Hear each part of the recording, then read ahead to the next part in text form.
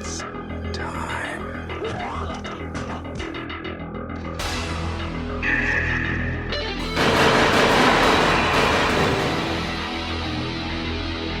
You go in pieces, asshole.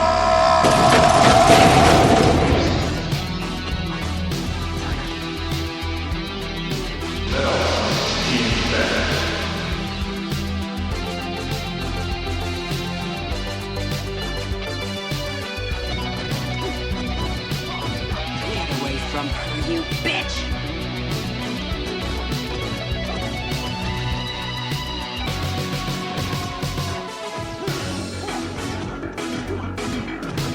Your move, creep. Hello and welcome. My name is Larry Reid, and this is Your Move Creep, the podcast celebrating action cinema from 1980 to the year 2000, from the east to the west, from the worst to the best. Now, after nearly 30 episodes of this here podcast, one man has eluded discussion despite his infamy in the world of Hollywood action movies. A man so notorious, everyone has a story to tell about him. So yeah, that's right. It's time to tackle the Hulk Hogan of Hollywood, Steven Seagal. So on this episode, I'll need some help with some questions like, has anyone seen Richie? Why did you do Bobby Lupo? And whose hot dog is this? So I found myself a man who's no stranger to taking a deep dive on actors from the Cage Rage and the Getting to Defoe You podcast, Darryl Edge. Hi, Darryl. Welcome to the show. How are you today? Hello, I'm very well. Thank you for allowing me safe passage into your hallowed halls. Very, very excited to talk about Steven Seagal. What an absolutely ridiculous man. Yes, I'm a very strange and unusual man, but we'll also get into that. Well, thank you much for coming on to the show. I've had the pleasure of coming on to Cage Rage before. Talked about Butcher's Crossing. Is that what it's called? Yes, sir. Yeah. Yes, it's very, very strange. Nicolas Cage chasing buffaloes along the plains movie.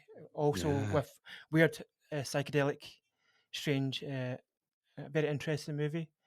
But not one of Cage's best, but certainly not one of his worst, I would say. But when it comes to Nicolas Cage, it's a really a bad film if he's in it. You know That's up the for answer to debate. that, Larry. You know the Yeah, answer I know. to We that. know the answer. Yeah. You've answered that question in many of your podcasts. So we're going to start off with, as we always begin the episode with finding a little bit about you, Darryl, and about your experiences in previous years. So, Darryl, can you tell me a little bit about your experience with action movies growing up? Yeah, so I am, very much a child of the 90s. Born the same year this film came out, and I don't think Wow. that's a coincidence. I think this was like May 1991. 5 months later, I pop out. Come on, people, It's a good year. get your tinfoil hats off. Think about it. So I think in the 90s, it seemed like the only people that you ever saw on films were your Schwarzeneggers, your Stallones, your Van Dammes, and obviously we'll sort of get into this. Yeah. Steven Seagal, just the ugly bastard stepchild of action Hollywood, who no one could figure out. And from what I've read, apparently he was given a Hollywood career as a joke that got out of hand. I don't know how true that is, but Oh yeah, we're going to go into that a little bit later on. Yeah, definitely. yeah, everything I've read about Seagal, I believe it without question. It felt like, the 90s, for me growing up at least, were very much, if I wasn't being, the pre-iPad times, you couldn't just give your kid an iPad.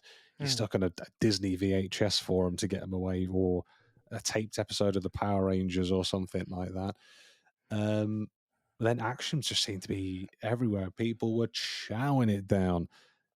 Steven Seagal, I can't say he was on my radar in my early years. He's like the boogeyman that eventually you've got to look under your bed, and Seagal is there, his stupid little ponytail. Then I've tried to think what my first sort of action films would be. I do remember being at a friend's house and being sort of introduced to The Rock quite early on. Okay, I think that was one of my earliest sort of action memories. So to say that Nicolas Cage has always been a part of my life, not an understatement in any way, shape, or form. I do. I remember watching Gone in 60 Seconds. I know that came a little bit later on. Mm-hmm. Speed seemed to be a very much a huge thing of the 90s. Oh I think yeah. it kind of redefined what the action film could be. Um, for your unconventional leading man as well. So I think you've got. I think it's like a varied range of action heroes in the 90s. You've got like a Nicolas Cage in The Rock is kind of like your everyman hero. Keanu Reeves is like kind of nice guy hero. Like I'd go for a beer with him after he shot a terrorist in the face. He seemed like it wouldn't bother him at all, and he'd just go to sleep. And you've got like your hunks like your Schwarzeneggers and your Stallones. Yeah. I don't know I've said three, but then Steven Seagal is a category all of his own. Yeah, Fascinating individual.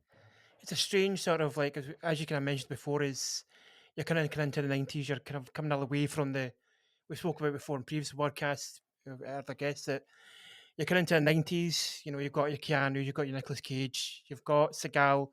He's a little bit older than those guys. You know what I mean? Like, obviously, Nicholas has obviously Nick has been doing a wee bit of work in more quite dramatic stuff, and now he becomes a bit of more of an action star in the 90s. You know, with Con Air as well, Face Off as well. Of And you've got course. Keanu, obviously, kind of like, but he's more known for being a kind of like a surfer, and then he gets kind of like a dude bro.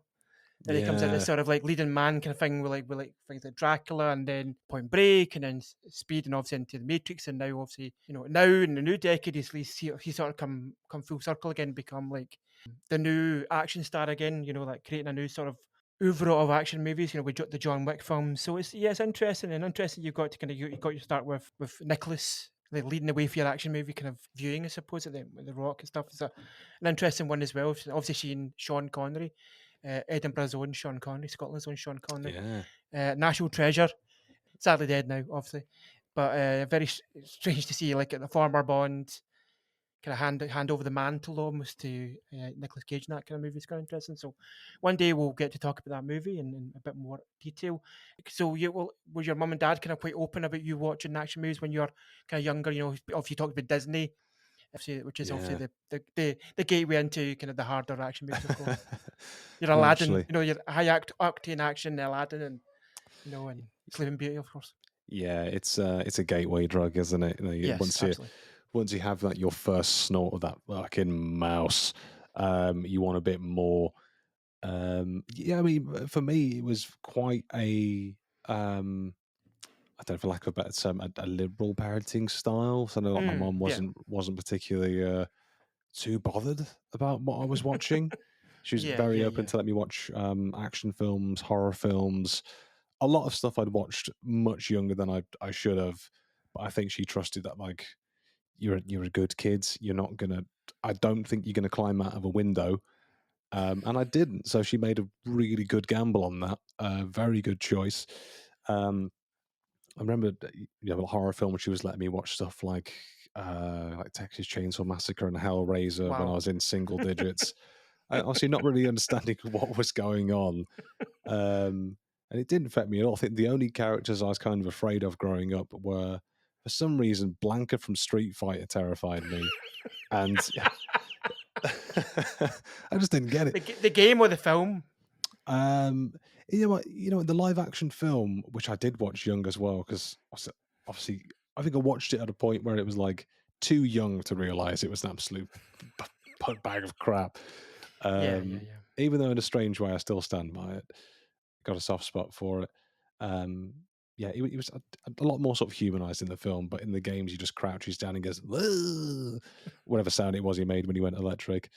And the other game character I was afraid of, because I had Tekken 3, was Yoshimitsu. I don't know, Oh he yeah. terrified me. So I always played, and I mained him. So my logic was, well, if I'm playing as him, he can't get me. Yeah. Um, so other than that, I was like, I learned a move where for some reason you can just stab yourself. So I just did that and was like, yeah, take it, you idiot. Never won any fights. I just started stabbing myself immediately. Yeah. So It's an very, interesting, very poor record on Tekken. an interesting tactic. Not gonna win you any prizes, but certainly still nonetheless very exciting anyway. It's really an interesting. I mean, I Yoshimitsu was kind of like it's kind of robot samurai, I believe, wasn't he? Sort of like Yeah. for weird, sort of like quite a scary, quite kind of like those kind of old kind of samurai helmets with the kind of faces on them. They're very Yeah, like, it's very strange and scary. But horrifying. yeah, to be scared of those two things is very interesting. I can't remember what thing first thing scared me. There was like I remember being very very scared. Like in the 90s on BBC One, we kind of got obviously America. You had like Elvira, Joe Bob Briggs, but here we had this kind of weird. Like if you go and look in Kim Newman's Twitter or his Blue Sky now, Hmm. he's got this face it's like a demon guy. He would come on and he would introduce like late night on BBC One these like horror films, like Ghost Story or like Hellraiser or something a bit more like classic, like a Frankenstein's or your Wolfman meets the Frankenstein sort of thing. Hmm. But he was so scary. I looked him up now and I actually found out he's like the main guy that like it's Ricky Gervais's boss and extras.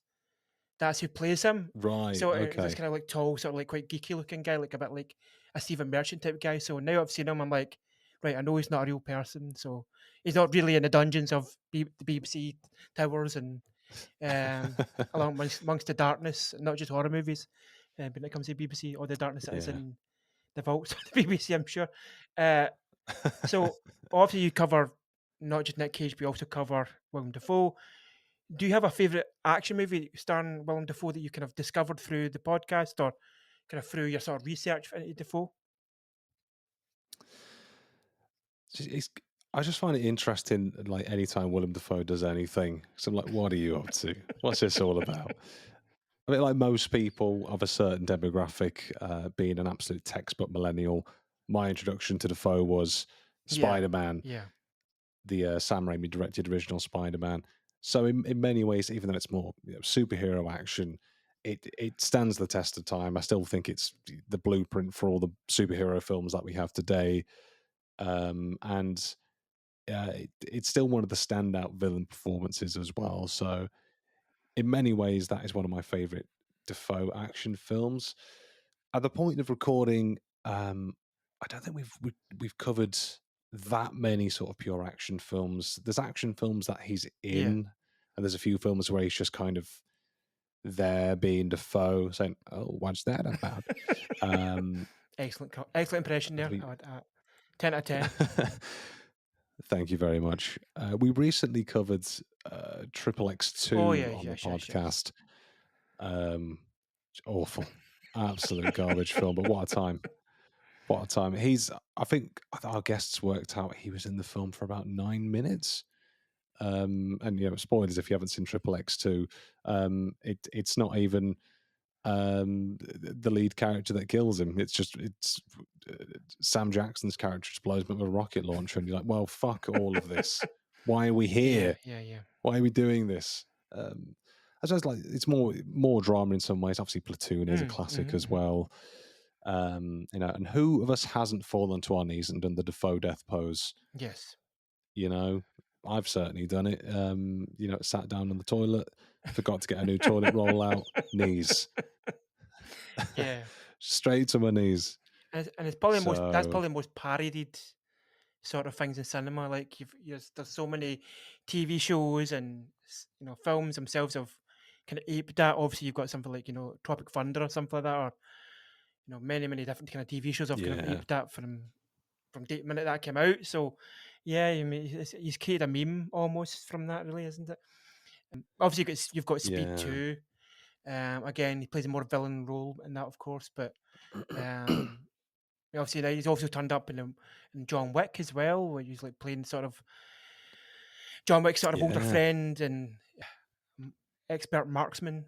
But again, he unfortunately doesn't get to come into the sequels. He's killed very mercilessly through the bad guys and the Russian mob and that. So yeah, I would like to have seen him more play a role in that. I think when he pops up and stuff like yourself, I tend to go, oh, there he is. Like this strange little goblin man has appeared and is here to delight us with his acting. yeah. I mean, I suppose by the time this episode comes out, I think we should have had Nosferatu in the world as well, which it seems we get some good early reviews. And one of the headlines that you see about Nosferatu now is Willem Dafoe appears in scene with 2,000 live rats. So me and Petros are joking about this on the podcast that we are trying to interview some of the rats just to get their perspective about what it's like to do a little rat dropping on a Willem Dafoe's shoes. I've heard they're all Really good scoop. incontinent. Apparently, rats are incontinent. They just shit and piss like constantly. So I'm sure that Willem Dafoe really loved that to be just like pissed on. And Robert Eggers is like, great, this is great. Like, this is great content. I'm really glad I did this. I don't. Yeah, I don't know what he sounds like, old Eggers, but I imagine it's like more shit, more piss. Kinda, I think is so, that what he yeah. sounds like? Answers on a postcard, please. I've got so many impressions that all sound like that. I'm sure we'll get a Seagal impression during this podcast. I'm hoping. I'm crossing my fingers. You'll whip that one out for me. So next kind of a follow up question to what we asked about your kind of experience with action movies growing up. When it comes to action movies for you, Darryl, in 2024, also we're of course blessed with all heroes of all types of races, creeds, and colours. So when you think of action cinema, who encompasses that term for you? If there's like if you roamed up the dictionary and it would be a picture of someone or a reference to someone, who would you think that would be for you? I mean, I think the safe choice is probably I'd always go straight to a Stallone or a Schwarzenegger. I think they're your Mount Rushmore of sort of action as well. I would almost argue Chuck Norris to some respects as well. So I've only seen very few of his movies, but my God, have I seen a lot of Walker Texas Ranger. If I had a penny for every time he did a running drop kick through a moving car windscreen, I'd have about 3 pennies. He loves it. To be fair, I do like Jean-Claude Van Damme. There was a friend of mine at uni who said, like, if you've ever watched any Jean-Claude Van Damme film, what happens is he has a mullet, he has a Coors Light, and then he gets beaten down, puts on his tightest denim, gets his second wind, and roundhouse kicks someone through a window. And I was like, that is the Van Damme code. Yeah, there's like kind of checklist he goes off in his mind when he gets to see the script. It's like, can I wear denim? Can I be some sort of French actor or French kind of adjacent sort of role? Cajun, Belgian, French, Spanish, but I've got a French accent. American, but I've got a French accent. Japanese, born, but I've got a French accent. They all sort of like it's sort of that the Highlander code of accents. I think really, and we'll get to talk about accents later on in this podcast as well with fucking Seagal's Italian accent. This, which is very interesting, let's say for the moment. But yeah, there's an interesting. Jean-Claude Van Damme's an interesting person. I think he's probably the only one that's not really had any sort of weird problems. I don't think. I can't think of anything that's he's sort of been embroiled in any sort of issues. Whereas obviously the other guys we'll talk about later kind of have had sort of like very wild and no wilder than Seagal, I can certainly say. So you think that maybe like so if you had to pick one, who would you say was really your guy or gal as well? I think growing up in the 90s as well, that certainly the films that I saw, it was the action genre was heavily male dominated. Not to say that there weren't sort of female-led action films, martial arts films out there. As I've grown older, I've certainly become aware of slightly more of them. It's very much a blank space on most respects of it, though. But I think it would have to be probably a very textbook choice of Arnold Schwarzenegger, which I think probably between him and Stallone, like the 90s was their decade. It was. I'm just trying to think. I think like Predator would have sort of been up there. I think by this point Schwarzenegger was branching out into sort of more genres as well. He was in a bunch of like comedy stuff, your Kindergarten Cops, your Twins, Your Junior. So he was kind of Juniors as well. It's like, there's a baby in me, help me. So yeah, and then one day he's the governor of California. I had sex with my maid. It's like, right, what are you doing? Okay, this just sounds quintessentially American.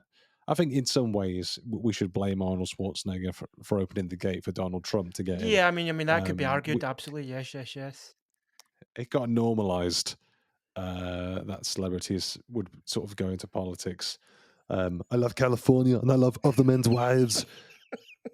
And maids. I love it. I love being a demon of a man. I imagine that's what he said in a press release at some point. Sounds about I mean, right. it's strange as well. At time of recording, obviously we've just had the horrible experience of Donald Trump being re-elected, and actually Arnie is on our side. For I mean, ostensibly we are British people. I'm Scotland. We've got fuck all to do with like voting in America. But he's like, I adore Kamala. Mm. She is for Donald Trump is a good guy, but I don't like him anymore. And Stallone's like, hey, I'll endorse him now. Go up and they say he's a good guy. So Stallone is the one who's actually the one this time been on the side of evil. It seems. Kind of came out at a press conference as of today after last night, and sort of endorsed. Says, "Oh, he's a mythological creature, much like a satyr or Right. a fucking a minotaur." So what that means, I don't know. Hey, Like, everybody, I've got hooves. I got hooves in my legs. Everybody, I don't know why. I don't know what God. makes Donald Trump a mythological creature. Maybe some sort of fun like Mr. Tumnus when he can reveals his like takes off his trouser legs, he's got little hooves, a little sort of like wee sort of like Yeah. hairy legs. I wouldn't be surprised if he had. I wouldn't be surprised if he had hooves. I mean, like Hulk Hogan and the Undertaker, they're Donald Trump guys, which is kind And of Kane as well. Kane as Earth's- well. That's an interesting one as well. It's an interesting mix of weird. Yeah. I mean, Donald. I think Undertaker and obviously Kane were quite a big thing. Hulk Hogan, I think he just backs anyone that will be like, "You're an actual okay person." If somebody says you like him, he's like, "Oh my god, brother, Yeah. I'm gonna endorse you, brother. Listen, dude." Listen, dude. Anybody that gives the Hulkster $5, I'll rip off my vest.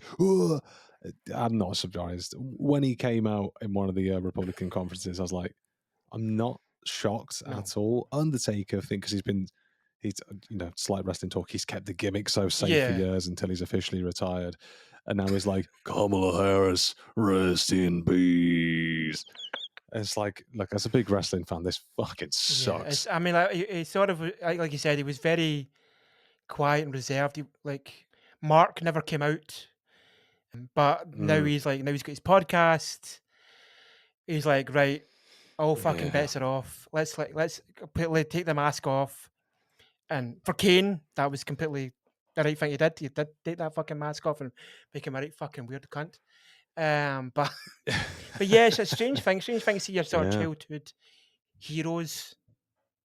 I mean, I was never a big Undertaker. I liked Undertaker, but Hulkster a little bit when I was in the 80s and I was first finding out about it. But then when I found out about Roddy Piper or Bret Hart, I was like, fuck you, Orange Man. I'm off to find the fucking excellence of execution.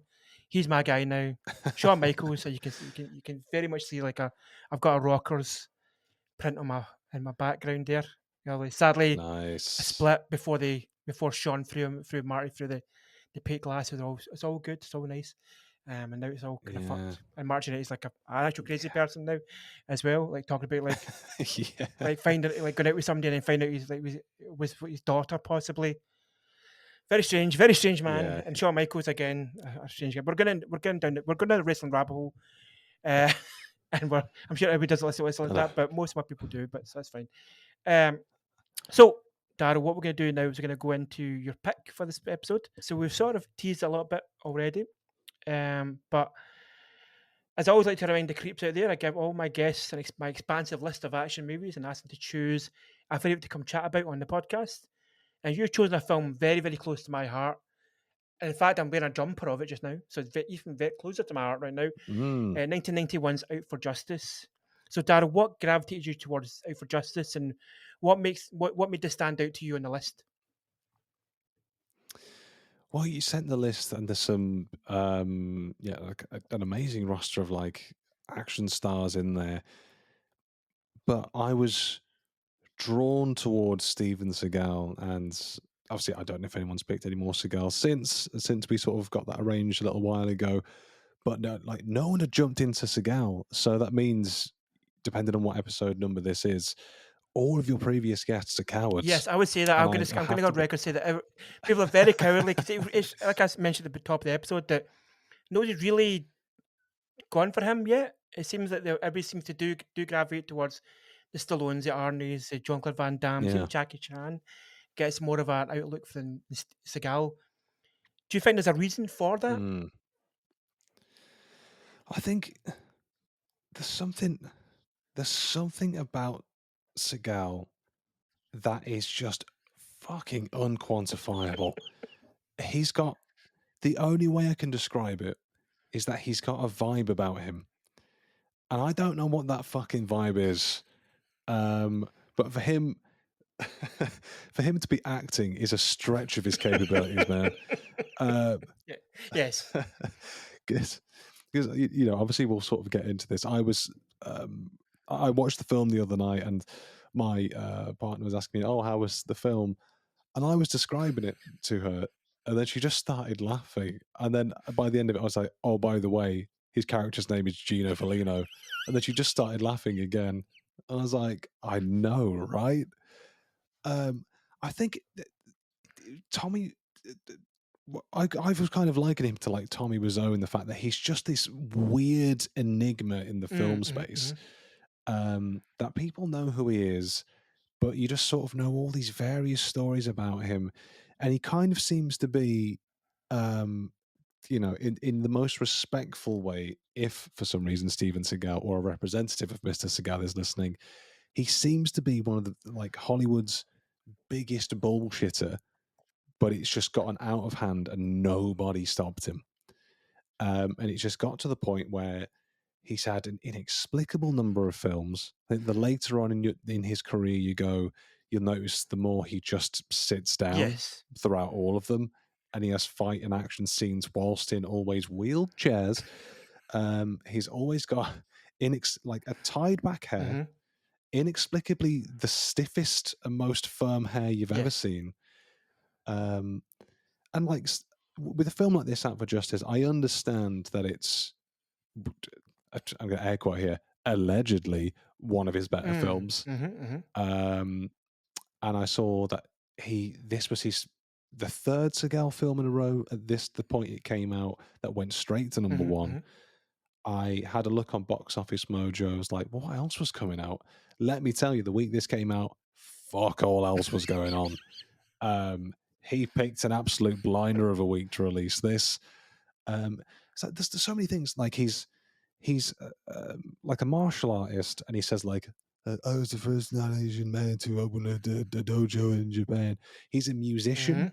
If you've ever heard, he's got a song where he sings in a Jamaican accent, and his line is "Me want the punani." Yes.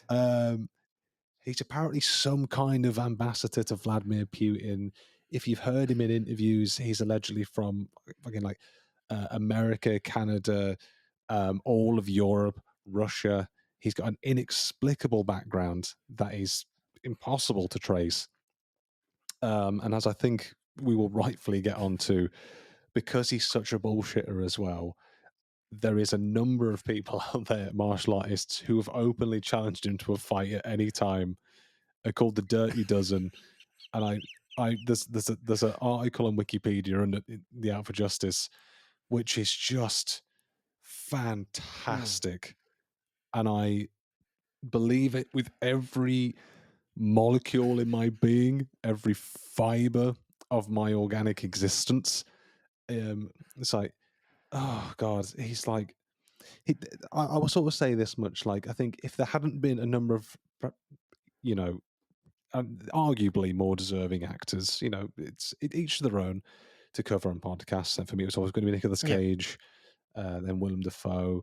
I've always thought, oh, maybe like a podcast about Sean Bean called Sean Bean There, Done That. And like other fascinating, like I would say in my top 10 ranks of like actors who I would just love to deep dive into their filmography, Steven Seagal is in the top 10 for me. Yeah. I would, I don't know what it is. I've seen clips where his films have been edited and it's just like the same person getting punched from like 20 different angles in the space of a scene.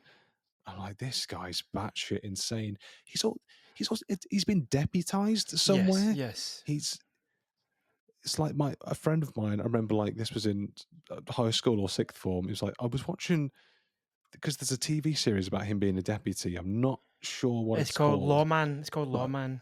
Steven Seagal, Lawman. of course, it's Of course. I roll in my eyes. But he said apparently he watched a few episodes, and every time Seagal is in the midst of a chase or something, he would just pick up a radio and go, two black males, two black males. I'm like, God damn it, Stephen. Come on. Just fucking come on. Who deputized you? Me want to pull on it. Who let you get away with this? I mean, I think he's deputized, as I've just looked this up just as we're kind of talking, he's deputized in Jefferson Parish in Louisiana. So he's down there in the sort of Oh, you in the idiots. sort of the swamps, the bayous, the kind of the Yeah. country's known for, because he's got a song called Alligator Ass. He loves a bit of like this. He loves a bit of bluegrassy, that kind of shit kicking sort of like hippa-doo, bapa-doo, masipo. And I went down to the Yeah. jungle and I found me a catfish. Do. And you're like, what? Yeah. Talking about just like just music for for racists more often than not. For people who don't really like Yeah. black people is pretty much what the music that I could describe. That I mean, and then he goes into sort of like you say this song. I think the song called "Strut" is a Jamaican accent song, which you have to describe it as a Jamaican accent song because it has to be heard to be believed. I'll get Yeah. Petros to put a little bit in right now. Make me nice, me love the way you walk. Sometimes the way you talk is so hot. Now you know, let's have a shot of rum. Then me can make you come. And that was Strut. As you can hear, it's definitely very, very racist. Yeah, it's one of those things that does the rounds on Twitter every few months. I was like, did you know that Steven Seagal said this? I was like, yeah, you don't stop reminding me. I'm very much aware of everything he gets up to. He wants that punan really, really a lot. Wants a bit of rum as well, and wants to like wants you to know that he's been okay to speak in this accent. It's probably the liner notes of the album. Like Steven Seagal has been said to be as getting a pass to say this. He goes so close to saying the N word. You're like, oh, don't say it. Please don't say something like that. Please. He's like, I'm gonna say the kind of guy. I'm gonna say it right now. You're like no, don't. Seagal, I'm gonna say I got a pass from a guy in Louisiana. I'm gonna do it. He's like, don't do it. I got a pass from a guy. In Louisiana. You can tell he's the kind of guy who definitely has no black friends, but he's just said to a bunch of white people, "I'm allowed to say it 3 times a day."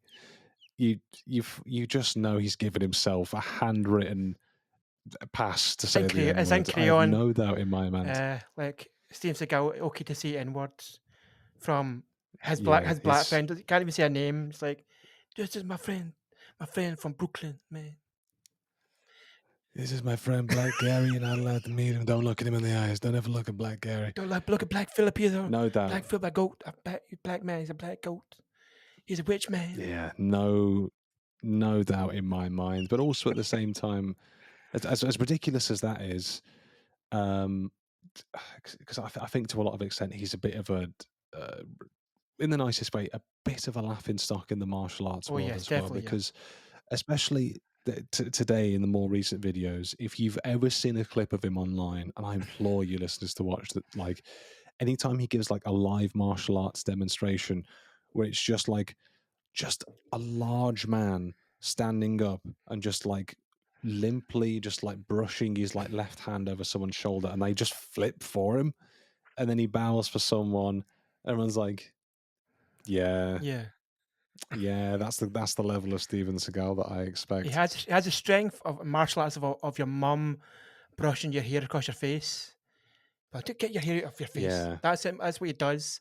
The mum move of like, get that hair off your face, and people are flinging themselves all over the place to be like, well, I need to because of like, Putin's here, and like there's always like these dignitaries, and I need to pretend that like, because if Steven Seagal, I mean, I'm sure that if I met him, he is a lot taller than me and a lot stronger than me, so he could probably punch my lights out to my heart's content. I do have a weird story. I remember like my friend worked in Guitar, which is a kind of a franchise in the UK for guitar stores. And one day he's working. It was like a Saturday. I was just about to close up. It's like 4 or 5 on a Saturday afternoon. And this big bus, like this guy comes in and goes, "Hey, could you keep the place open for me for a little bit? I go, one of my guys wants to come in and try one of your guitars." And the guy's like, "Ah, yeah, cool, yeah, whatever." Like he's like, he went, he's an actor. I don't know if you know him. He's called Steven Seagal. He's like, "Sorry, what?" He's like, "Oh, Steven Seagal, you know him?" He's like, "Steven Seagal's going to Right. come in here right now." He's like, "Yes." He says, "Yes, that's cool. Yeah, it's okay." He's like, "You keep the place open, and you got a lot of vintage guitars here." The guy's like, "Yeah, he's like, aye, cool, bring him in." Next minute, you see like the front of the front of the shop goes like basically dark as this massive like tour bus appears from nowhere, and Right. like seems like Al comes in, and my friends get like sort of spacers in his ears, and he's like, "Hey man, what's up with your things in your ears?" And the guy's like, my friend's like, "Oh, it's just like you get like gauges are called." They're like, he's like, "Could you stick a dick in them?" He's like, "I guess." He's like, "You ever done that before?" He's like, "No." He's like, "Ah, that's funny, man." And then proceeded to play guitar for like the next 2 or 3 hours, apparently. But a very strange man. I mean, I'm so sad that I didn't get. He played. Him and Oh, his band played in Glasgow. My friends went to see him. They said he was very like standoffish, but I mean, they took very funny pictures of just like them taking the piss out behind his back. But you know, it's like a gigantic person and my friend. So it's almost like like taking a picture of fucking Lurch from the Adams Family. My small friend and like my yeah. like massive like fucking tall, like Steven Seagal, like a golem essentially. I bet see that you say, like I said before, everybody has a story to tell about Steven Seagal. He may not be the pomp and circumstance of Arnie or Stallone, but there's still something he has like like Stallone said about Trump. He's a mythological creature. He's something to be talked about and Yeah. apocryphal tales about things that happened or didn't happen, or he made up stuff. And we'll obviously get to that in a bit as well. So, do you remember the first time you saw Out for Justice? Was this the first time watching for the podcast, or had you seen it before in your younger years? This was very much a first time watch for me. So very, very fresh. I mean, to be fair, I don't think I've seen a lot of Steven Seagal outside of Mm. clips because, in the nicest way, until your podcast, I've never felt the urge to, That's to absolutely watch a fair. Yeah, Steven absolutely Seagal fair. film. But now, based on that story, I'm kind of fascinated by the idea that the first time you meet someone, he points to something. He's like, "Can you stick your dick in it?" I was like, what are you talking about, Steven Seagal? They're like, "Yeah, shove. Can you stick your dick in it?" Well, probably. There's a lot of space for books. All right, and then he just plays guitar in front of you, blocks you from Just leaving. wheels a wet Fender Stratocaster in your face and like goes like, "That's me gone." I'm like, what? Okay. Like I think my friend said he was there for as much as quickly as he was gone. Like loved looking at big kind of vintage guitars, and he wanted to kind of show off flashy, show off for his next show that he's got this massively cool old relic guitar. But yeah, Yeah. he's apparently very very quiet as well. A very strange man. But so this is again, as you said, this is the first time watching this movie, and Yes. obviously first ever Seagal. Had you never sort of delved into Under Siege movies, or maybe seen them offhand and sort of would turn up in like something like Machete, where you just have obviously with Danny Trejo. If you never seen kind of, you never kind of come into your viewing pleasure. I think I've probably seen him sort of guest appear in other Mm, things. I think I've always sort of understood that Under Siege is probably meant to be one of the peak mm, Seagal sort of series. Um, but I know you look at Seagal, and he very rarely has films that are more than three yeah. words. He's a simple man. He's a simple man. He's Seagal. I have seen Machete. Um, I think I can. I think, to be honest, I completely forgot that he was in it. I remember like watching Machete at a friend's house. We would go like, "Oh, Machete, Machete," and then the song comes on. And when a film has a song about its main character, and the song is just the name of the character, it goes Machete, Machete, Machete, and we were like, "Ah, Machete." I still fondly remember Machete going into a pool and then just fucking someone's wife and their daughter in the pool at the Yeah, same I think time. And I was so. like, yeah, Machete, let's go. So yeah, Machete, absolutely fascinating. I think I now remember that Steven Seagal was in it. I think, to be fair, when you watch Machete for the first time at 2 a.m, the whole thing's a fucking trip, Yeah, yeah. right?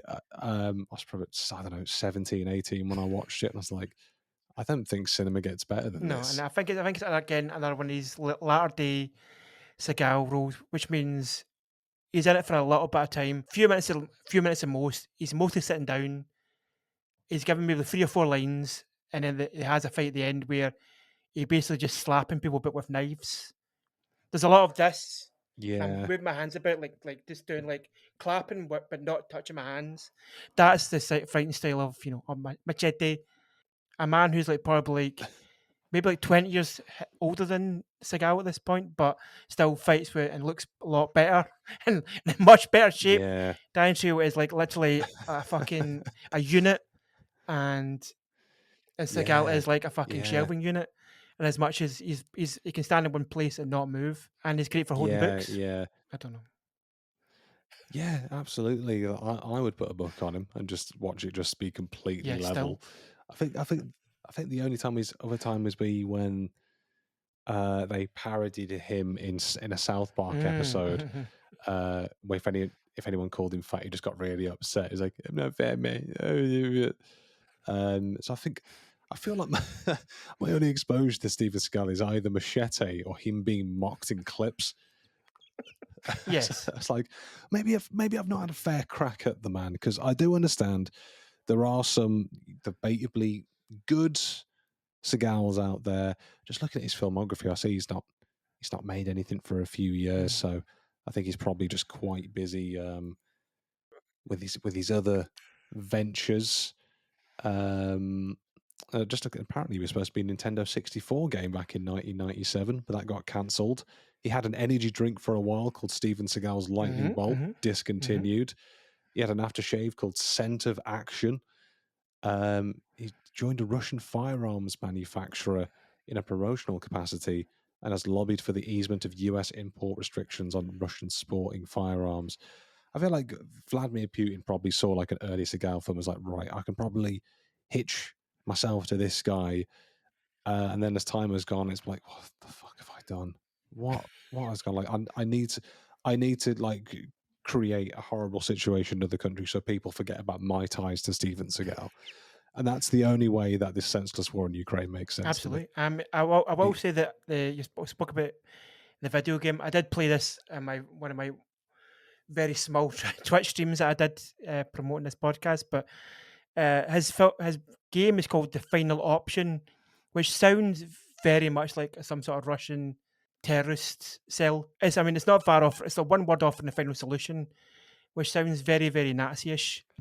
The game yeah, is unfinished and is not that great. If you want to play a Steven Seagal game, a game where you play Steven Seagal, that's your only real option. It is pretty bad, but it's fun to see. It's basically, have you ever seen the game of Moonwalker?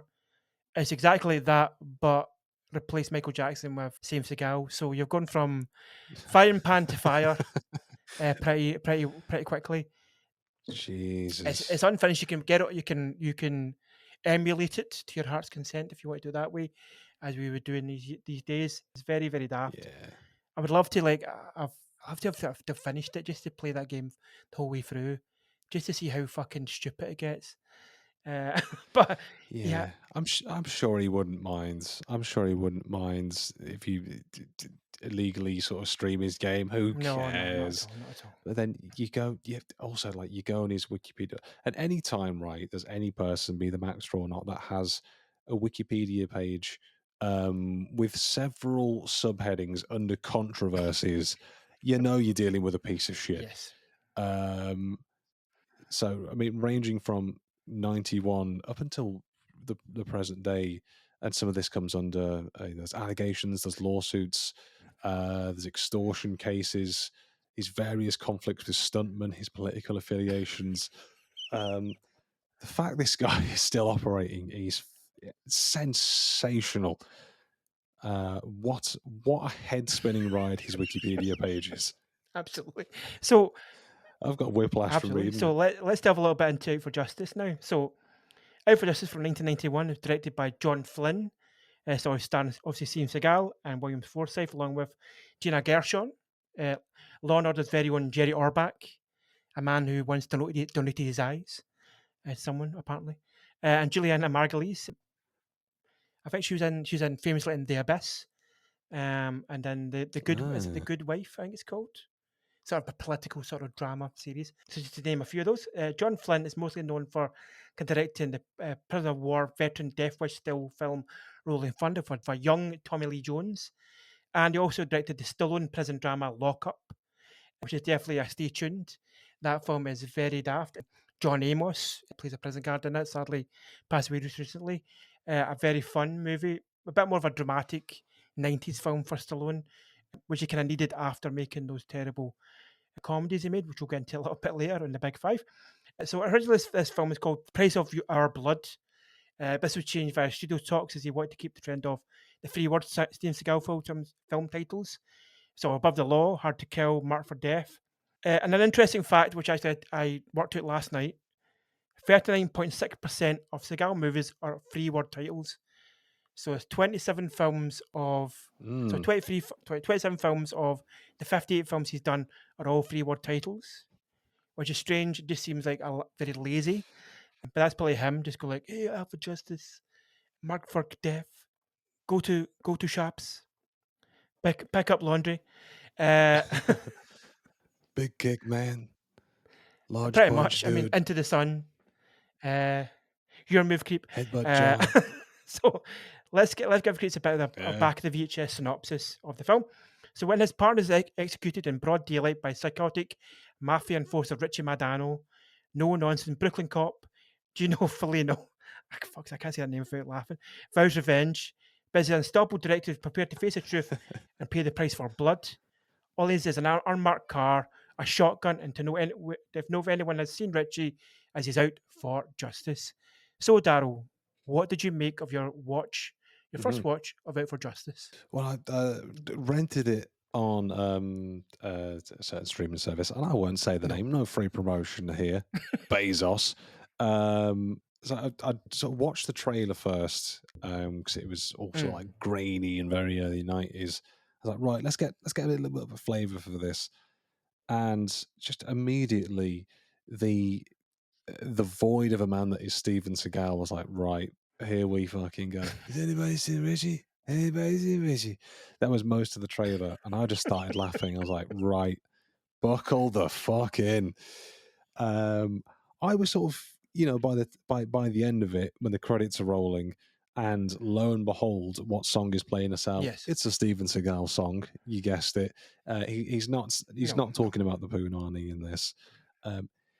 It seemed evident to me from the credits that he has way more passion as a singer and musician than he does as an actor.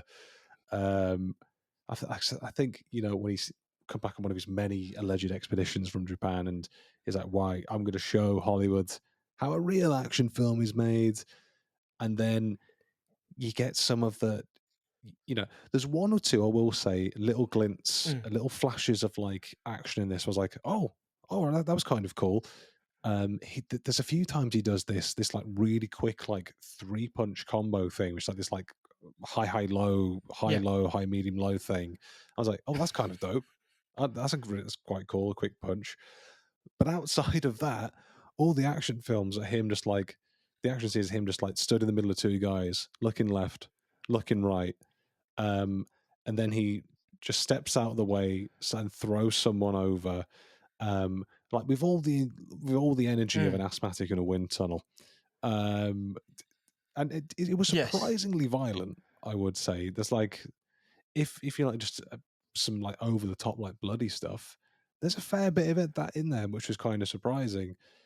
But ultimately, like by the end of it, I was like, do you know what? I was expecting this to just be sort of like an unintentional laugh riot, and a lot of it is.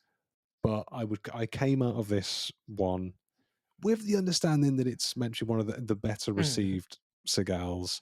I thought, you know what? Is it a good film? No, but it is perfectly watchable. It's a very much a few beers with the Yes, yes. boys kind of film.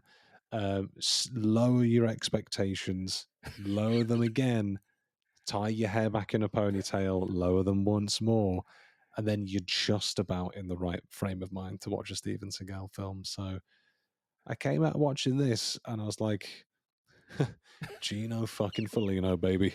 It's a kind of it's one of these in a way. It's kind of like a kind of popcorn movie.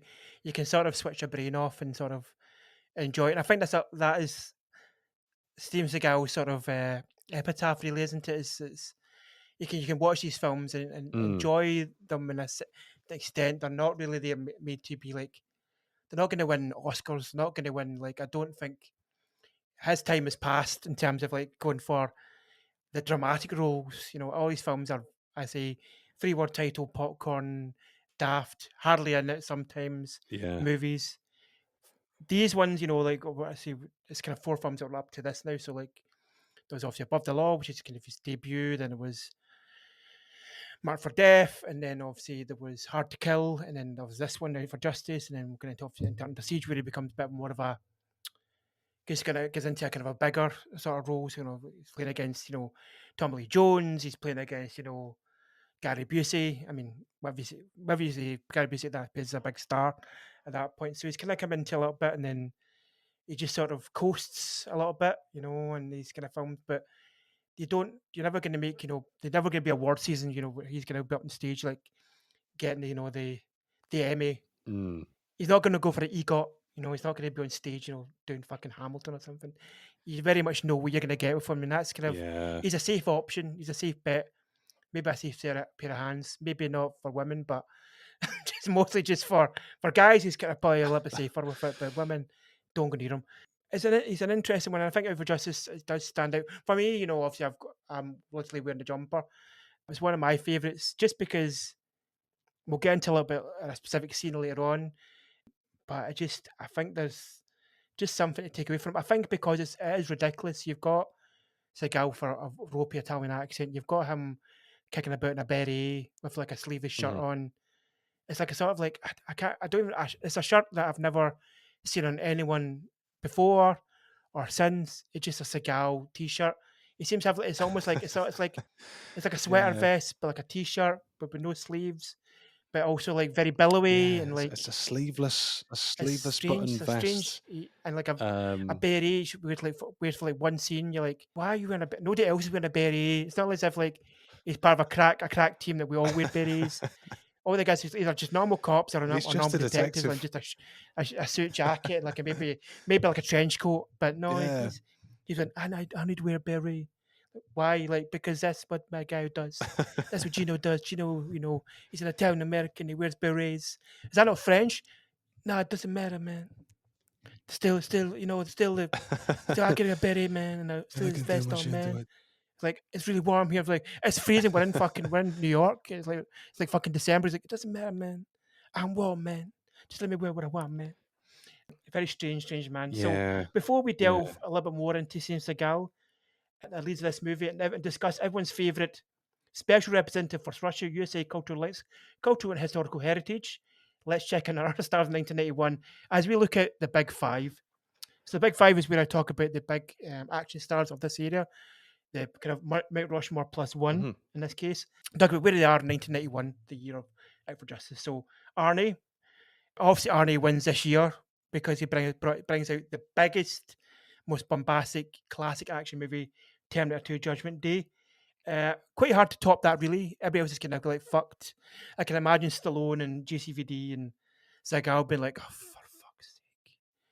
Does he have to go and make the biggest fucking greatest film ever? Really? I mean, even I like the first Terminator better. I still find Terminator 2, like, it's hard to top that as like not just being like a massive black blockbuster, but a big thing for action movies. It's coming straight into the 90s with one of the biggest films of the decade, of ever, really, a classic movie. Stallone, I've written here in my notes, oh dear.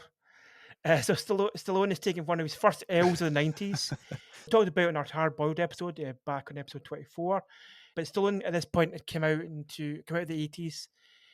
He's done his first blood. He's had his Rambos. He's had his Rocky series. He's had his Tango and Cash. He thinks this time, Mhm. do you know what? I'm going to try comedy. So he starts off his first foray in comedy with the film from 1991, Oscar. Have you come across this movie before? Stallone plays a kind of 1920s gangster who tries to No. goes like on a level again. He tries to like his dad passed away. Right. He plays a guy called Snaps. Fuck knows why. Snaps. Of course he does. On his dad's deathbed. Of course he does. Promises his dad that you'll give up being a gangster. Snaps. I want you to go legit. I want you to be a member of society. Like contribute to society for properly decent work company. And it's all about that, and it's all very farcical and very like screwball comedy. Some you kind of see Clark Gable in the sort of like the 30s or 40s or something. Very, very of kind of old Hollywood, but forgetting to be anything as classy as old Hollywood. Tim Curry's in it as much as that, and Kurtwood Smith's in it from RoboCop. So that's as much as I can tell you. It's very, very bad. And then anyway, in 1982, he goes on to make Stop and Mom Will Shoot, which again is slightly better, but still pretty bad. But Scalise's got one of the Golden Girls in it, as I said in our Hard Boiled episode. Jean-Claude Van Damme, again, another fucking classic for me. Double Impact. Jean-Claude Van Damme is twins, so double Nice. the Van Damme, which is pretty good. It's also got Bolo Double from Impact, Bloodsport and Blood Fight, which was previous on our previous Wheel of Cheddar episode. So you can't really go wrong with that, really. If you can have two, you can have Van Damme. What's better than having two Van Dammes? Jackie Chan with An Armor of God Part 2, Operation Condor, and Island of Fire, which is kind of like prison movie. Him and Sammo Hung are like sort of are convicts, and they have big fights in prison. Now I've not seen it before. It's one of the ones I've sort of missed, but I will intend to watch it at some point. And of course, we've got our main man Seagal, and main man of this episode, Out for Justice. Nothing else for this year, and he's obviously had kind of the course of Marked for Death, which is obviously one of his big films. So it seems like a good place as any, Darryl, to jump into talking a little bit more about Seagal in this movie. So as I say, he's playing Gino Felino, a cop. Now, I think if you made Out for Justice in the UK, he'd become something like Horatio Fellatio or something like that. It's a name you can't really say without sort of laughing. It's like you said with your partner. It's just a silly name. It's like you've got these names like John Matrix, like Arnie. You've got Rocky Balboa, and then he's got Gino Felino. It just seems like it's like in the UK you had Gio Ginelli, that ice cream brand of Tutti Frutti ice cream brand of the 90s. It feels like a very Dolmio name, doesn't it? Just like make up two names, like a J.K. Rowling version of like an Italian person. Put Harry Potter, an Italian person, Harry Potter, he'd probably call him Gino Felino. So he's got sort of murky, he's got murky best times with ties with the Italian mafia in New York. In this film, he's tried, we've spoke about before, tried his hand at an Italian American accent. He's gone a little bit method. He's gone a little bit of Sopranos. So let's kind of first ask you, Darryl, how do you think he's handling this Italian accent in this movie? It feels like he's basically says, I went to Brooklyn once. I think I've got a handle on it. I think with anything in this, they've probably asked him, "Oh, can you do this? Can you do that?" And he's just said yes, knowing full well that he can't do these things. But I think he's trying so hard to get this accent down, surrounded by a number of more effective actors who are either native Brooklynites and have the accent, or are just very good at doing it, which is very evident. And he's so focused on trying to get the accent down, like in his head, right? The character of Gino Felino, fuck me, it's like if my name was Darryl Barrel or Larry Barry or something like that. Yeah, if you're, like Larry Gary Barry Farry. It's just the same kind of vibe, isn't it? So for him, the characterization is like, right, well, it will come in the action scenes, which are some of the most unconvincing that you'll ever see, and it's in the accent. But he's trying to sell the accent so hard, it's at the expense of any ability to act in the film. and I'm jumping ahead slightly. There's one bit in this that kind of really sells for me the level of the acting that Steven Seagal is on, and this is one of the parts that I was explaining to my partner. 'Cause as you said, he's just a detective, and his partner is gunned down by this drug-addled madman, and now the drug-addled madman has become an enemy of the police, an enemy of the mob, and it's this race to see who can get him first. Is it the police or the mob? And his partner is gunned down broad daylight in front of his wife, in front of his kids, and Gino Felino. I don't think I can say his name without No, saying the full you have name. to It's say it too every good time. not to say the full name. Have to say it every time. And Gino Felino gets the call, basically advising that his partner Bobby got shot. Now, bearing in mind, him and his partner are estranged. They're going through a divorce. This is the weekend he's supposed to have his son. And he gets the call. It's like, oh my god, like Gene, like I'm so sorry that something terrible has happened. Your partner's he's dead. He's been killed. And then he calls his separated partner. I think she's called Vicky, I think so, yeah, if she I'm is. not mistaken. And then his acting is basically this: "Hey Vicky, I can't look after the kid. Bobby's dead. Oh no." And then it's like, "That's your partner, man." And then it's like, and then all while this is happening, he's wearing a tucked-in, sleeveless button-down vest, and he drives to the scene of the crime, puts on the fucking beret, which is like, why? There's just a number of things that he does in this, which he's just asked to do, and he's been allowed to do it because I think he has a producing credit on this or something. So he's wormed his way into a position of authority to get his own way, and obviously they've written this film, and they've thought to themselves, right, how can we sort of allow it so that Gino Felino can be this like renegade cop who gets to seek vengeance for his gunned down partner? And all that happens is he goes to his captain, he's like, "Can I have a shotgun in a car and go and kill some people?" And his captain goes, "Yeah." And that's it. He's just allowed to do anything he wants. And then a lot of that is there. There's more musical montages in this film of him driving around than is necessary. There's like 3 of them. Like, right, we need to get to 90 minutes. We need 10 minutes of Seagal montages. All of them completely unnecessary. At one point, for no reason, he just finds a dog. Yes. And one of my favorite things, because you think, oh, he's found a dog. Now, I will say it's a German Shepherd puppy. As a German Shepherd owner, I was like, right, let's fucking go. Some German Shepherds on screen. Love a bit of this. And in my notes, I was like, oh, 1991's John Wick, perhaps? Because he's driving behind a guy. Guy throws a bag out of his car window. Inside the bag is a German Shepherd puppy. He keeps the puppy in his car. Then the film carries on for a while. And then about 40 minutes later, he's back in his car and he says to the dog, "I forgot you were here." And I was like, fucking so did I. That dog's been in there all Gregorio, fucking so it's called day. the dog. I think it's called at one point. Is it called Gregorio? Is he gonna keep? Are you gonna keep him? He's like, I don't know. Yeah. Like, well, can you keep him in the movie at least? Can we keep it? Can I keep him in shots? Yeah, I think the dog is called I think it's like the Italian word for bravery and courage, or coraggio, I think it is. And now I have to stress, this is in no way John Wickish. He just finds a dog. It's just a thing that happens that has no bearing on the film. Obviously, he said, "I want a dog in the film." You think, oh, maybe the dog's to humanize him a little bit on this journey into vengeance and blood-fueled madness. Adds nothing to the film. And then right at the end, they find the guy who dropped the dog out of the car. He gets kicked in the nuts and pissed on by the dog. Right, that's fine. That's cool. Justice for the puppy. Very, very nice. And I'm all for having a dog in cinema. Love a dog in cinema. Love a dog in cinema. There was absolutely no fucking need for Coraggio. Do you think that maybe this is also a question I was going to pose to you, Darryl, that about this particular subplot? Now, Gino Felino is. I can't stop laughing. So Come on, man. professionalism. So he does play quite a kind of an intense individual, Gino Felino.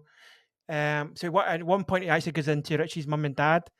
This is the most intense and unnecessary thing if you're gonna go and kill somebody, is to go to their mum and dad's and go, "Hey, can I talk to you?" And the guy's like, What would you want? He's like, I just want to be honest with you for 5 minutes. The guy's like, all right, come in, I guess, and like come and speak to us. He's like, I'm gonna kill your son in cold blood, cold blood. And it's Uncle Junior from The Sopranos. That's playing Richie's dad. He's like, could you not do that? And he's like, no, I kind of need to kill him. In fact, what I'll do is, either tell him to go and turn himself in the cops. It turns himself the cops tonight, or I kill him right now. And the guy's like, his dad's like, okay, what? His mom's like heartbroken, like, please don't kill my boy, don't kill my boy. He's like, I'm gonna do it. He's like, don't do it. He's like, I double dared myself to do it. Oh, my boss says I can do it. My wife says I can do it. His wife said I can do it. Oh, the police, because like guys in the police department come up to you and going, yeah, you can actually just fucking kill him. He's like, I'll do it right now for you, just because you mustachioed cop guy. I don't know you from Adam, but I'll do it for you. I killed you for you, man. So, do you think that maybe the having the dogs subplot is to try and maybe like offset the intense murder psychoticness of Gino Felino? I mean, I would love to say there was a reason that made sense for it, but the only thing I can think of is that in real life, Steven Seagal wanted a dog and he didn't want to pay for it. So he was going to get a dog as a business expense via the medium of Out for Justice, which, that dog was an absolute tax write-off. That's the only thing that makes it make sense for me. Because you think like, is the dog going to be like a little companion? Is it? It's just a cute dog for the sake of having a cute dog on there. And like I said, I thought, maybe this is going to be a way to sort of bring it sort of back, humanize him a little bit whilst he's just going out and effectively he's just bullying a number of people as the film goes along. If we're going to be completely honest about it, I saw something on the IMDb trivia, and obviously take this with a pinch of salt, about the dog. They said Steven Seagal offered producers $1 million to take the dog who played Correggio home, but he was turned down over concerns about the dog's safety. So they were like, you can't have him. You can't have him, Steven Not even for Seagal. $1 million. Not even for $1 million. Could you take? I don't know any dog worth its salt that's worth $1 million. I mean, my dog Pumpkin, I love him to bits, but he's fucking. He's not here just now, so I can talk shit about him all I like. He's not worth $1 million. Maybe to me, he's a little bit, but I think if somebody's offering you $1 million, you still say no because you think putting the dog in the hands of someone is going to be detriment to an animal. I think that tells you a little bit much about the person you're dealing with. So we'll go on to the flip side of this, and we'll talk a little bit about the foil, the Where's Waldo of this film. William Forsythe's Richie. So William Forsythe, known for playing kind of scummy bad guys in films like this, like Richie, or Rolling Stone Cold, where he plays a kind of like disgusting sort of biker guy.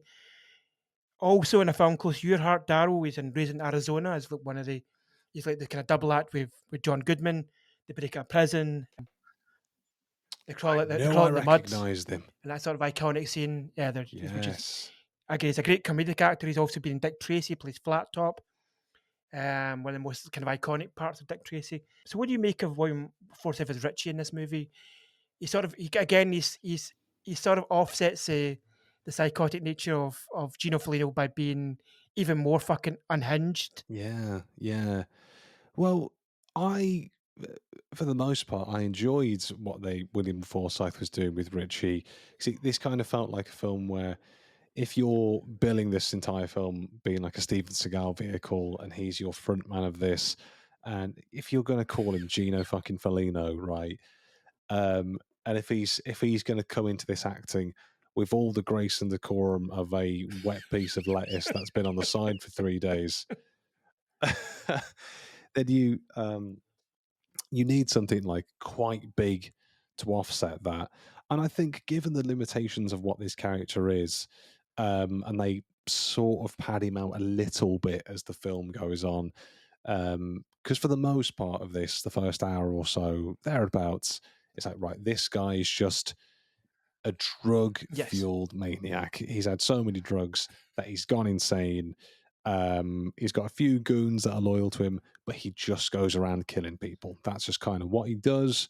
And because he's such a menace, he's now drawn the ire of the police, of the mafia. They've now got a joint goal and to take this guy out for both of their betterment. You think, okay, with a bit of drama, there's going to be some tension between the police, tension between the mafia, and is it going to be this kind of like race to get to him first? And the sort of that there, it's kind of undercut by the fact that, one, right, you kind of expect the mafia to do what they do. They're the mafia. This is they beat heads together. This is kind of their thing. Gino Fleer on the flip side of that is, as he will keep reminding you every 5 minutes, this is my town. I know everybody in this town. Hey, bing, bang, boom. Hey, I know everybody in this town. He knows fucking everyone. He's on first name terms with everyone. He'll just drop into Italian for a couple of chats with the mafia and people affiliated with Richie. And then you sort of find out the reason why Richie killed his partner, Bobby, later on. And it kind of comes a little bit out of nowhere, to the point where you're like, when you get that reveal as to why Richie has killed Bobby, it's a bit like, at this point, whatever. All right, fine. But with what he's had to work with, is like, right, this is like a go hard or go home thing. Gonna make it memorable. Gonna do as much as I can.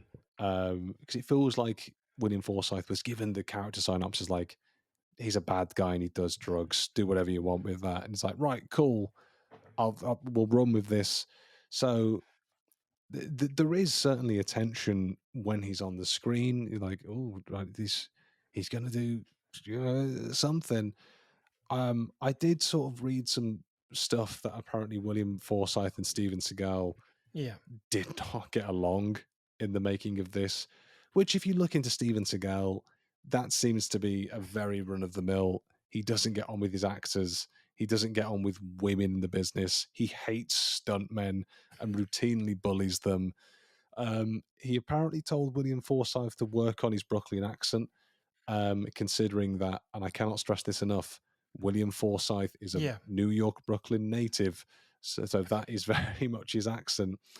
And also, apparently, which I fully believe personally, Seagal felt that Forsythe was upstaging him throughout the film, and then had a bunch of his stuff cut from it as well, which is like, we love a petty queen, don't get me wrong, but Seagal, listen, you've got to admit when the better man is acting you a storm here. I think the only thing and I guess it kind of makes sense in the context of the film, it's established that, Gino Felino, on the basis that he's got tied back hair, is a martial arts so-and-so. So when it gets to their sort of showdown at the end, by the time he's been found out, part of me was like, oh, we're going to get some kind of, with these kind of action films, you're building towards this big face-off. So I thought, oh, maybe Richie's going to bust out some moves here. He's just a fat guy who gets thrown around for a bit. It's very one-sided until he gets like a corkscrew. No, spoiler alert, a corkscrew to the face, basically, which is pretty kind of crazy. But I think that like you said, you kind of touched on a lot on there on the fact they were kind of button heads.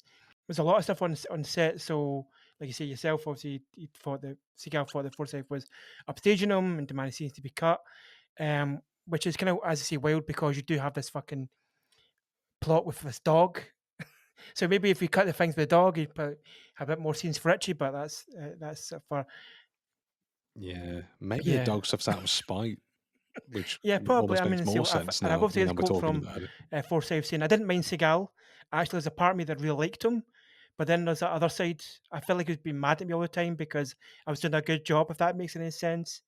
Like he said, he walked out to me one day and said, you really need to do work on your Brooklyn accent. I said, trust me, you do.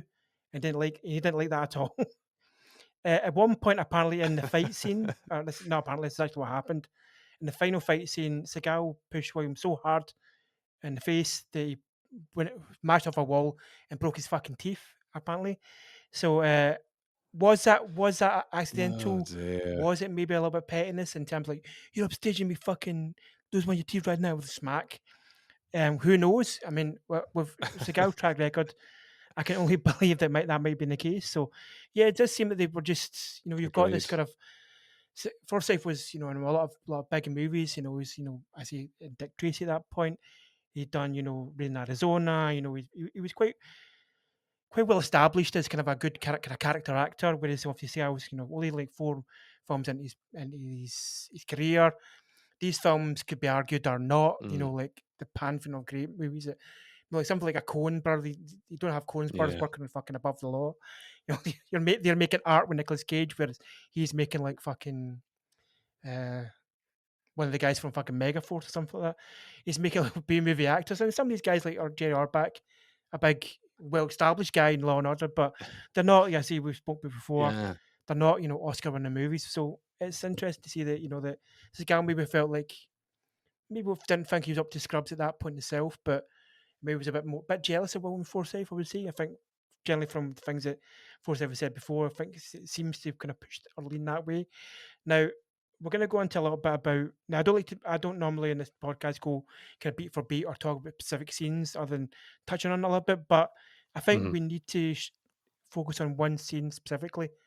Now, anyone that's watched this movie knows this movie for one specific scene in particular, and that is the fight scene in the bar. It's possibly one of the greatest fight scenes in all Western cinema on the whole. Like I will go to bat. I'll stand up in court, in front of whatever that weird like Japanese, cartoon video game lawyer is, Hawk Nelson, whatever he calls. Any court of justice could not try me on the fact that this scene is amazing. It seems like actually remarks in interviews that this is his favourite fight scene of any of his movies. It has to be for his other movies because he doesn't fucking fight in his other movies. He just sits down and like just emotes, bunny ears, quote unquote. Yeah. What do you think of this? What do you make of this scene when you've seen it for the first time? Did it make an impact on you? For what it was worth, I enjoyed sort of the bar fight scene. He had one prior to this, which was in like the butchers, and he got some gore of like guys getting a butcher's like knife through the hand, and to touch very very quickly on that. My favorite thing was that a guy pulls a gun on him, and he just walks away. Don't be a bad guy. Don't be a bad guy. Snaps his wrist. Be a good guy. Don't be a bad guy. It's very Trumpish. And then he leaves. Don't be a bad guy. Don't want to listen to bad guy. Don't use guns against me. If you put a gun on Don't me, do it. No I'll guns. put you in a headlock. I put Steven Seagal in a full Nelson. Steven Seagal, good guy. He not a tapped bad out. guy, not a bad guy. Good guy in this movie. You got Richie, very bad guy, drug guy. He's Italian. Nobody likes Italians. I don't like Italians. Get him off the. So I said, Gino Felino, this guy. His ponytail's pretty gay. It's pretty gay ponytail. Yes, the butcher scene was like fine. There was just an unnecessarily long car chase scene where he drives along the bumpiest roads possible. And my notes were no fucking way the suspension took all of that. That's by the by. So between Gino Felino and the Mafia, they keep going back to Richie's brother. I think he's called Vinny's bar. Because like, well, he must come here because you're his brother. And he's obviously covering for him. It's like, we're going to keep coming back until either he turns up or you tell us where he is. So Gino Felino goes there. He is very much bullying every fucker in this bar. It's like a 20-on-1 situation, throwing his like police badge in people's faces. He goes behind the bar to a bartender. He's like, what are you going to do? Are you going to do something bad? Are you going to do something? He's like, I used to be a boxer. Are you going to take a shot? And fucking antagonizes this guy until he's blue in the face. You're a tough guy. And then the guy swings at him, misses, looks like a fucking chump. Gino Felino elbows him in the fucking throat. I'm like, right, he's just a bartender, mate. He's done nothing to you. He's knocking people's drinks out of their hands, antagonizing another gangster, and he says, like, right, I think it's like $5,000 right now to anyone who can give me his police badge. And then he's knocking cunts out left, right, and center. Just what he's got like a bit of napkin or something, some material that he puts some pool balls in. He's just twatting people with reckless abandon. The guy spits some teeth out. It's like, hey, you knocked my teeth out. He gets slapped in the face again. And then the best part of this whole thing is that there's a guy who picks up a pool cue. Gino Felino picks up a pool cue. Yeah. They're fucking jousting at each other for a bit. His pool cue gets snapped, and then they're just having a stick slap fight for about 5 minutes. And the guy's called Sticks. It's just- Remember, the guy's called it's Sticks, which is very, very important because Very he's important got that he's called sticks, Sticks. and he's called Sticks. Just like the guy that gets knocked his teeth out is called Tattoos because he's got tattoos. They're not one for the most witty, Yeah. With ironic sort of nicknames. Just like he's got some sticks. No, He's called Sticks. He's got when- tattoos. We'll call him Yeah. Tattoos. When you're a gangster, there's no time to think about like a deep meaningful name. It's like, right, what's about you? I'd probably be Glasses. It's Glasses Edge. It's like, right, you've Or got I would be like glasses. Beardy So, Larry. It's Larry Beards or something like that. You'd have it, but what a wee bit more substance Yeah. to the names. You've got these guys like Johnny Legs or Johnny Yeah. or like Gary. there's S finger McGee. He'll put his finger in your ass, and then he'll say McGee, and then you'll David shit Liddell, yourself. 'cause he goes Liddell That's the all the kind of time. gangster I'm Because looking he goes for. out. In fact, because he goes to Aldi, they want to mock him. He's like, oh, calls Davy Yeah. Liddell because he goes to Aldi all the time. And they're like, he's like, don't go to Lidl all the time. I'll go to Aldi. He's like, nah, you go to don't go to fucking Lidl. Don't make me call Tesco William. And you know, the best thing about the stick fight is like, Yeah. okay, we're getting a bit of weapons going on here. And I was like, for about 10 seconds, I was like, oh, something a bit different. And then they just swing around going. When I was looking for somewhere to find this film, because sometimes these ilk of movies, they just get thrown on the internet. And I'm not saying find Yes. them illegally, I'm just saying support the official release if you can. Yes. We're not encouraging piracy here. But on YouTube, someone had uploaded a video that says Out for Justice full movie 1991. I was like, okay, maybe I've got a little bit lucky here. So I clicked on it, and it's like a 90-minute video, which is the length of this film. I was like, oh right, someone's put the full movie on here. Amazing, happy days. Someone had edited this and put a 90-minute stick fight scene. It's just 90 minutes of I was like, right, fuck's sake, what did I expect? That's going to be in the show notes for this episode, definitely. Like, go and watch the 90-minute version of the Sticks and Gino Felino fighting. Like, just like doing the merry dance of like, what do you call those, like Morris dancers? They touch their sticks all the time. Yeah, cowards. Cowards. Yeah. The rats of the Rats United is what I Kingdom. call them. Yeah, hunting targets when I'm on the horse. Run, my dancers, run! I mean, You'll also get a 5-minute head start. just another like crazy bit of this bar scene.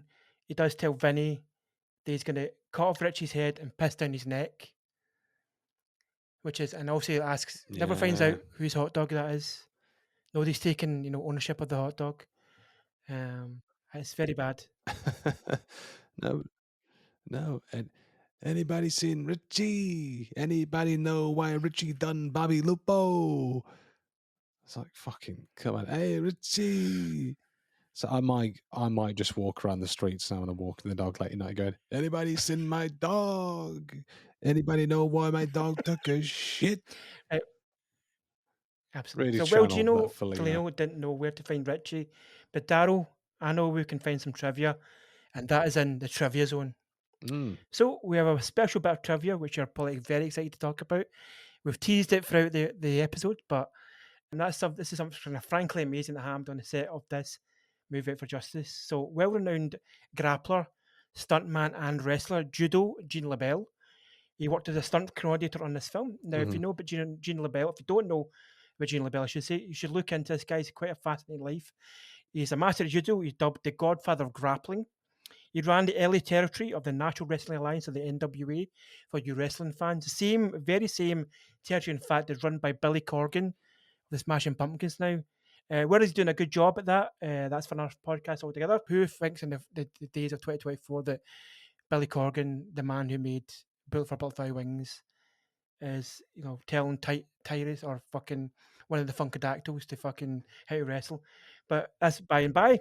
He also Gene LeBell also refereed the famous Muhammad Ali and Antonio Inoki fight in the 1970s.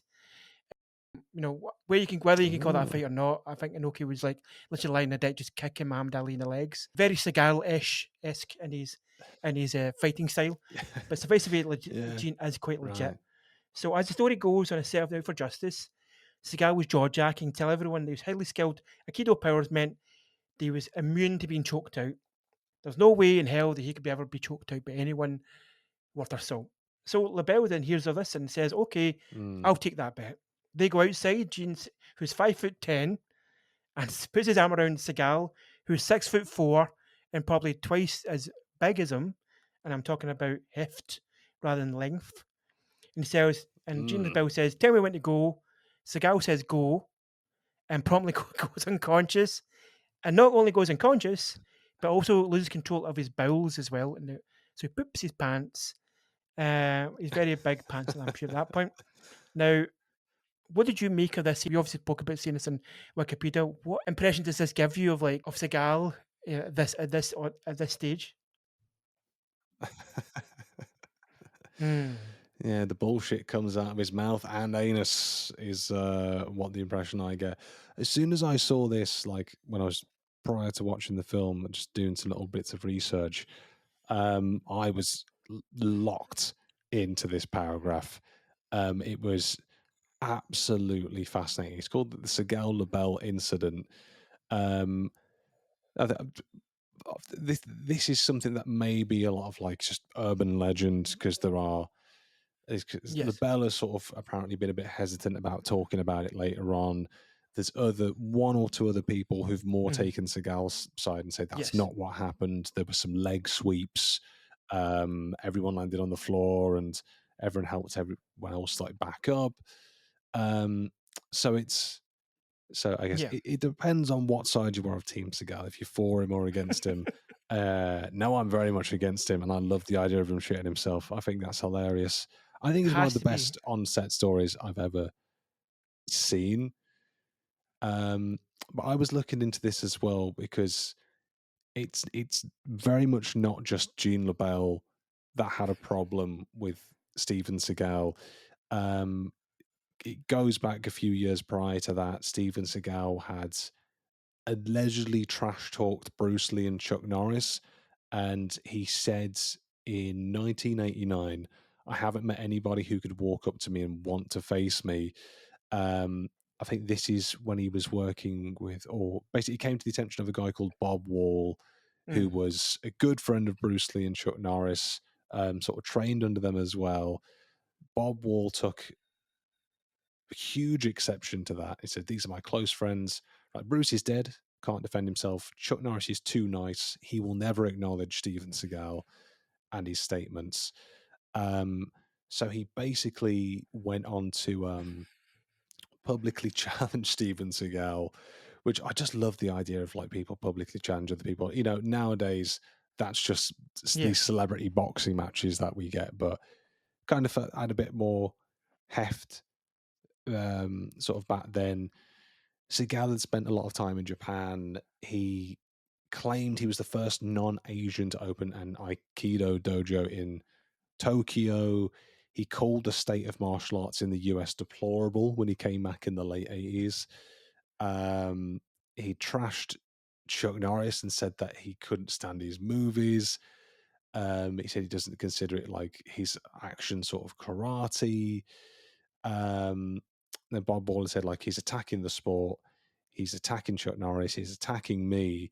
So he went on to basically, and there were more people than this, but he put feelers out there and made basically, I don't know what you would call it, a group, a coalition, a army reserves effectively for the war on Seagal called the Dirty Dozen, of people who would very willingly take on Steven Seagal in like a match. Seagal had said, "If you want me, you can come and fight me to the death," which I find hilarious. So the various people: Bill Wallace, Howard Jackson, Jim Harrison, Roger Carpenter, Alan Steen, Benny Urquidez, Billy Robertson, Blinky Rodriguez, Gene LeBell. Their whole purpose was as a group to challenge Steven Seagal and test him as a martial artist once and for all. There was a popular magazine called like Black Belt Magazine that was kind of stoking the fires on both sides of this. I think Gene LeBell sort of, as time went on, was a bit like, what the fuck am I doing, man? Why am I wasting my time on this guy? And people were like, right, this is generally really embarrassing to martial arts for all of this.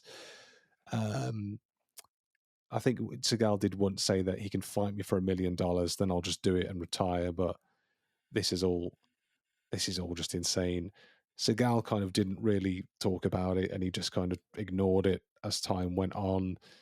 And then allegedly he got choked out by Gene LeBell. Now, I completely believe that this happened, given the number of allegations about him being just fucking awful to stuntmen as it is on sets. Like Arnold Schwarzenegger's stunt double has said that he would like bully him and stuff and just be a fucking knobhead. But I don't know what it is. I just love the idea that you're such an incredible bullshitter that the entire martial arts world wants to fight you to the death. And this was the biggest story in martial arts in like 1989, 1991. And I wish I'd been born a few years earlier to be part of that.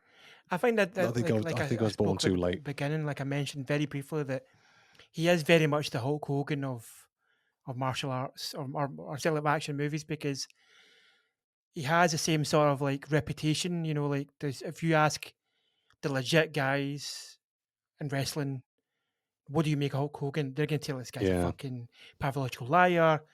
He can't work. You know, he's like he's got 3 moves and he can do them badly. He went to Japan, tried to fucking lied about what stuff he did in Japan. He was like, "Oh fucking brother, I went over there, brother, and they'll treat me like such respect, brother." And like, none of that fucking shit happened. You went over there. Some guy was like, "I fucking hate you," and broke your fucking leg. Nobody fucking respected you. They all felt you're a fucking joke. They were just like, "Let's get him over here. We'll fucking just spark him out as much as we can. We'll treat him like a young boy. We'll have him doing laundry and fucking treat him." And so I think there's a definitely, it's something I'm going to probably work on in the future as a longer form podcast, a video about how, you know, the 2 guys are such parallels. So, but yeah, like you say, like Seagal himself and LeBell was, you know, kind of taken. It's kind of unfortunately passed away a couple of years ago, and kind of took that to the grave. You know, of like, was this true? What did actually happen? Did he choke him out? Did he just sweep him? You know, Seagal maintained that, you know, that Gene, I quote unquote, saying is Gene is a sick, pathological scumbag liar. So, you know, that if that anything, that gives me more credence to believe it, and they actually did do that. They did fucking shit himself like an old man. Yeah. like your nan, like when she's like it's 90. As soon as I saw. As soon as I saw that quote where he called him pathological, I was like, you 100% got choked If out. anyone's, you know, if you listen to this, I'll put this I'll tweet this link as well when the show goes out. There's an amazing video by a guy called Bobby Fingers. He's a guy that does long form content. Just basically what he does is he makes dioramas of certain like strange events, like when Mel Gibson got pulled over and he called, you know, somebody sugar tits. When Fabio got hit in the face by a goose on a roller coaster, and he did one about this very incident. So check it out. It's very funny. He interviews Seagal stuntman at the time, who confirms that this did happen, but it was more the sweep that happened rather than of him shitting himself. It's very fun. He's a very funny Irish guy. He makes fucking mental videos. He makes music videos at the end of every one, and then he buries the diorama somewhere in the UK. or America, and just gives you the coordinates and goes, right, go and find it. If you can find it, it's yours forever. If you can't find it, then you're fucked. But it'll be, it'll be buried forever. So people go out and find these dioramas of Steven Seagal. So somebody right now has a diorama in their house of Steven Seagal's stuntman watching Gene LeBell sweep Seagal off his feet and like land on his arse. And I think that's so special that has happened to someone. So if you're that Amazing. guy, you listen to this for some bizarre reason, listen to this podcast, please get in touch. I'd love to see that sitting on your mantelpiece. So, Darryl, we're going to roll into the final thoughts about this movie. Is there anything we've not covered, or anything you want to kind of talk about specifically, or Mhm. what are your kind of final overall thoughts about For Justice? Yeah, like I say, it's a vibe unto itself, and I feel like, and I can't say this with any complete certainty or confidence. I get this vague idea that if you've seen one Steven Seagal movie, you've seen them all, and that's based on only ever watching one Steven Seagal movie in its entirety. The sort of reveal of this is that his partner got killed because his partner was like a crooked cop, and he was sort of on the take from the mob, and he'd been having an affair with Rich's wife and also some waitress, but Bobby's wife knew about it, but the money was coming in, so she didn't really say anything. And there's just like a Polaroid of him naked behind a Yeah. woman with like a breast out, and then like Gina Felina looks at this, is like, he doesn't seem fucking bothered at Yeah, all yeah. It's like by the it's thing. He's more photograph his concerned with friend like vengeance literally in the at bath that point. having sex with his women as they're both smiling into a poorly camera. He doesn't really care about that. He cares more about just Yeah, vengeance. Doesn't care about the massive fucking huge bag of cocaine and his very ex partner's nah, drawer, massive amounts of like cash and his unlocked fucking drawer in his office and the police office, I should say. Um, he doesn't really care about it. He just cares about. He's very one-dimensional in this movie, and that's no, maybe to a no. detriment, and maybe to someone's enjoyment in terms of this movie. But yeah, it's very fun. And is there anything else you'd like to kind of talk about that maybe that didn't touch on?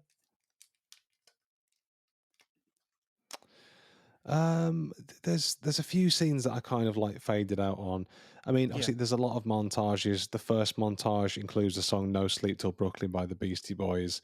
That's about 10 minutes in. I was like, "Oh, now we've got to fucking that's film not even on the how wrong I soundtrack. It's all was." just like it's all Steven You, Seagal playing, not just writing the songs, maybe not performing them. I don't think, but also playing percussion. Now, he doesn't play drums on it.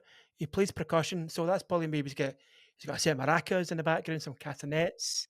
He's maybe got like a wee tiny drum. yeah, They just put him in a corner for tiny like sort of like yeah, a wee kid set playing the drums on that.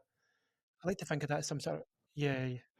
yeah. He just drops the guitar. He just dropped Yeah, the pretty guitar and much. he Yeah, banged. He exactly. went, "There's He's not singing percussion." on this, so you can. There's no Um, cultural appropriation on this, this that soundtrack or this film. So I won't be in the film. There is definitely was that Italian accent, but yeah, that's there's to no sort come. of bad Jamaican accent. Is what I mean. That's to come. Yeah. No. So he will just arrest people with reckless abandon to try and get closer to Richie, but Richie never really gives a shit who gets arrested. His dad, his sister, all these people. Um, there's one bit where I don't know, he tells a story about his dad's who died from a broken heart and definitely not cancer Mhm, because mhm, Gino mhm, Felina was a medical practitioner apparently. I mhm. completely It's sort of drifted off through that. I was like, what the fuck are you talking there's about? I also don't a care about story your tells one backstory, of the Gino Felina. mobsters. I think it's Frankie. I think this guy's called. He's like they have a kind of sit down with the mob, and he's like, I don't give a fuck about the mob. He's like, "What man? You telling me you're like kissing my hands, man?" He's like, "No, that's all a act, man. I don't give a fuck about the mob. Fuck all you guys." He's like, "They're like, what? What minute? You're like, you're pal up to us. You're coming to my Yeah. cafe and show me love." And he's like, "No, that was all joke. Very funny, man. It's all a big prank." And then he goes out and he goes tell like they're walking along. They tell a story about he had like a friend who was a gangster. He looked after him, and then there's like one day this guy was stealing from a sweet shop. So the gangster put the guy in the trunk of his car, and then he left and he went to the movies. And she's like, "Oh, what you did with that guy in the car?" And he's like, "I left him in the car." And he's like, "Why you do that? I'm going to take him out." He's like, "Okay." And he's like, "I was a 9 at the time." He's like, "What is this fucking story?" Like, it doesn't move the plot along. It's not like he's like just it's just a kind of thing to like, right, what's the point? What's the point in this story? There must be like an apocryphal tale you're going to come out with. He's like, Yeah, and I just want to say that I'm a cap and you're a mobster. The guy's like, all right. So is that the end of the story? He's like, yeah, I'm gonna go and yeah, find Richie. And I was like, all right, cool. See you later, man. Take care, I guess. Like, yeah. All of his interactions with the mob are basically can be summarized by him saying, "I respect you, pretty but much. you can go fuck yourself." There's basically most of it. I found myself just not paying attention for a lot of it because it's like, all Yeah. right, I get it, you know, the mob and you're on friendly terms with them. He's got a street snitch called Piccolino, who he buys water off, and then Piccolino very conveniently sees Richie towards Mm-hmm. the end of the film. That's how he finds out where he is. They have their fight. Uh, Richie's beaten to a bulb, corkscrew in the head, and then he uses a gangster's gun and shoots him. So that I don't know, Yeah, the so mob he said it's gets like, the oh, credit he's for the like, I kill. give that to you now. He's like, guy's like, Um, what? Are you fucking mental? Like, I like, I know you. Like, we both wanted to kill him. It seems the mobster seems quite confused at the end. It's the same guy. I think he told us a weird story to, but yeah, yeah, like comes at the end. He's like, he just grabs his gun, like literally takes his hand, grabs his gun, like as if he's shooting him, and you're like, he's mm, like, oh, you can have that one. He's like, no, like you shot him. He's like, no, you didn't. You shot him. He's like, what? Maybe I did. Maybe I did shoot him. Okay, cool. All right. Okay, maybe I did.